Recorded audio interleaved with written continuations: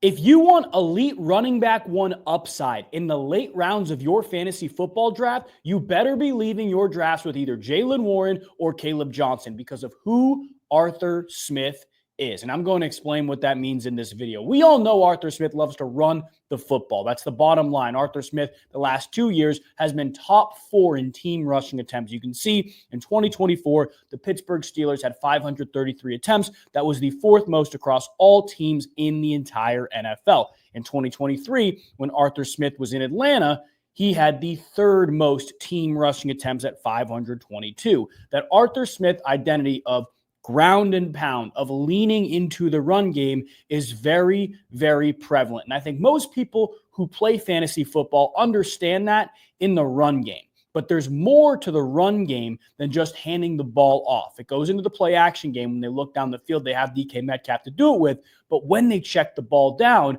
Arthur Smith still does it at an extremely high rate. In back-to-back years, not only has the Arthur Smith offense been top 4 in overall rushing attempts, it's also been top 11 in running back target percentage. That could be screen passes, that could be checkdowns. We'll talk about both of those in a minute here, but they have been top 11 in running back target percentage in full PPR leagues, getting the football to the running back position in different ways. That is the name of the game with the Arthur Smith offense. And if you're wondering where I'm getting all this information, where all this data is coming from, it's all out on my Twitter. It's the same handle as it is on here. There's a link in the description. If you're not following me on there already, you got to make sure you are. There's daily fantasy content on there, as well as all of this stuff about 12 hours in advance before it comes out on YouTube, so you can get an edge over there. However, it's important to understand the pass game metrics for the running backs are really, really good in the Arthur Smith offense beyond the overall target rate. Since Arthur Smith has gotten to Pittsburgh, that identity of throwing the football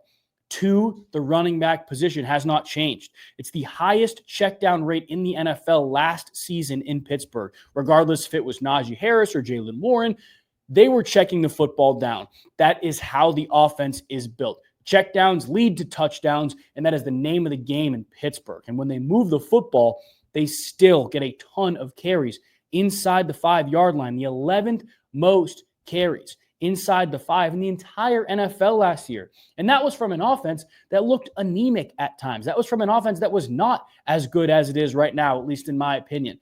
The offense is going to be able to move the football a little bit more and build off of that 11th most carries inside the 5 number. However, it's important to know that these numbers only mean so much as it relates to the quarterback play in it. Well, what if I told you that Aaron Rodgers in this offense will only amplify the pass game? In New York last year, Aaron Rodgers had the 8th highest checkdown rate in the NFL, as well as the 8th highest running back target rate. He is, again, going to amplify what Arthur Smith wants to do in this offense, whether it was throwing to Breece Hall last year, throwing to Aaron Jones in the past. Aaron Rodgers very, very clearly likes to get his running backs involved in the pass game. All of this stuff is well and good, but does it actually translate to running back production in the past? We're going to talk about that here in a second, but before we do, I want to make sure if you are new, you don't know me, my name is Max. I make daily fantasy content to help you win your leagues, gaining an advantage through unique things like schematic breakdowns, run scheme metrics, and overall statistical trends across the NFL. So if you are new, make sure you subscribe, join the family so you don't miss any breakdowns throughout the offseason and the regular season. And if you enjoyed this video, you got something new from it, make sure to leave a like. But let's keep talking about this offense and the pass production within it, because Najee Harris has been a guy who consistently runs for 1,000 plus yards. Now, Najee Harris is also a guy who is not the most efficient on the ground. You can see 4 yards per carry. My friends and I have a running joke calling him 3.5 yard per carry man. The reality is he's not wildly efficient. He's not wildly explosive. But even in that world, he had 1,000 plus yards last year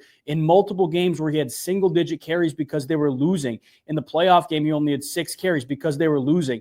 This Pittsburgh Steelers team is now better and in a better spot to continually compete with the team across from them. And the run game is going to benefit from that. The most important piece now, though, is Kaleb Johnson, who comes from a very zone-centric team in Iowa, who can stick his foot in the ground, can go, and is very comfortable in that type of offense. Going to a Steelers offense that prioritizes the zone run game over the man gap game, and truthfully was better in the zone world last year as it related to those early down backs like Najee Harris getting 3, 4, 5 yards per carry. The bottom line and what I'm telling you right now is that Kaleb Johnson is coming from a place where the offense works, the run game works as it relates to what Arthur Smith wants to do. And the volume is going to be there. You don't need me to tell you this again, but you can look at this. Top 4 in rushing attempts, the 11th most carries inside the 5-yard line when they're throwing on early downs. They're checking the ball down. Last year, they had the highest check down rate in the entire league, guys. And the value on both of these guys makes it even more exciting. On plenty of sites, all of them are being drafted outside of the top 24. But looking at RotoWire here, guys, you scroll down. These guys are being drafted almost outside of the top 30. Kaleb Johnson is the running back 30 off the board. Jaylen Warren is the running back 33 off the board. And that's behind guys who very, very clearly will not get the volume that they will. I know Isaiah Pacheco is a good player. We really like Isaiah Pacheco. He's not going to get that same volume, at least holistically in his offense, that a guy like Kaleb Johnson or Jaylen Warren will. Travion Henderson, Tony Pollard, who has a guy like Tyjae Spears, who's competing in the offense in a pass-heavy offense, is not going to get that same volume on the ground. Travion Henderson, not going to get that same volume on the ground. Who knows what's going to happen with Tyrone Tracy? You're looking at running back 1 volume, just pure volume. I'm not talking efficiency. I'm not talking overall production, just pure volume. And outside the top 30, that's the reality. Outside the top 30, running back 1 volume. So if you are a fan of drafting players, drafting running backs based on what they can give you in terms of sheer numbers, how many times they're going to touch the ball overall, how many times they're going to get checkdowns, how many times they're going to get the ball inside the 5, this is one of the safest. These are the safest picks that you can get simply based on the fact that Arthur Smith is going to want to run the ball. Kaleb Johnson and Jaylen Warren are both very, very good and explosive in what Arthur Smith wants to do. And when Aaron Rodgers is looking downfield, he not only likes to check the football down, but the Arthur Smith offense promotes checking the football down. I'm not telling you to draft these guys in the first 5 rounds of your draft. You can see going back to the ADP on RotoWire, right?